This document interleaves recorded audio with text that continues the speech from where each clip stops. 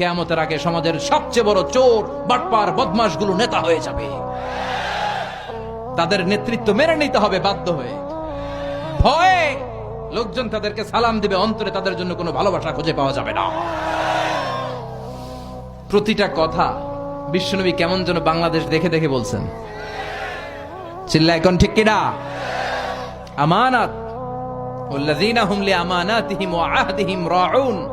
মুমিনের বৈশিষ্ট্য, মুমিন যদি প্রতিশ্রুতি দেয়, মুমিন যদি আমানত নেয়, ওই আমানতের খেয়ানত করে না। আমানত এটা একটা ব্রড বিষয়। আল্লাহ আমাকে সম্পদ দিয়েছে, এই সম্পদ আমার কাছে আমানত। আল্লাহ আমার ব্যক্তিত্ব দিয়েছে, এই ব্যক্তিত্ব আমার আমানত। আল্লাহ আমাকে ছেলে মেয়ে দিয়েছে, এটা আমার কাছে আমানত। আমার স্ত্রী আমার কাছে আমানত। যিনি মসজিদের ইমাম, পুরো মসজিদটা আপনার কাছে আমানত। যিনি হাই স্কুলের হেডমাস্টার, আপনার পুরো প্রাইমারি স্কুল, আপনার হাই স্কুল আপনার কাছে আমানত। যিনি চেয়ারম্যান, তার কাঁধের উপরে তার এলাকাটা আমানত। যিনি মেম্বার অব দ্য পার্লামেন্ট, পুরো নির্বাচনী এলাকাটা তার কাছে আমানত। যিনি প্রধানমন্ত্রী, পুরো দেশটা তার কাঁধের উপরে আমানত। যার দায়িত্ব যত বড়, তার আমানতের খেয়ানত করে, এটা মুনাফিকের লক্ষণ। কথা বলেন।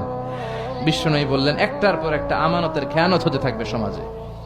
আমরা জাহান্নামের দ্বার গোড়ায় চলে এসেছি, কিয়ামতের দ্বার প্রান্তে চলে এসেছি। একটার পর একটা আমানতের খেয়ানত আছে না নাই? এই জন্য আমাদের যার কাঁধে যে আমানত আছে, ওই আমানত আমরা রক্ষা করতে হবে। চিল্লা এখন ঠিক কিনা? আমানতের খেয়ানত মুমিন কখনো হতে দিতে পারে? তার মানে আমানতের এই খেয়ানত সমাজে আছে না নাই? লক্ষ্মীপুরে আছে না নাই? হ্যাঁ, এত টুপি, এত দাড়ি, এত আল্লাহর ওলি, হ্যাঁ, আরো বেশি। এখানেও আমানতের খেয়ানত, সব জায়গায় আমানতের খেয়ানত। আল্লাহ আমরা যেন আমিন হতে পারি। বিশ্বনবী ছিলেন আস-সাদিক আল আমিন, সত্যবাদী, আমানতদার। বিশ্বনবীর এই দুইটা যদি কারো হৃদয়ে থাকে, তার নেতৃত্ব ছিনিয়ে নেওয়ার মতো দুঃসাহস কারো হতে পারে না।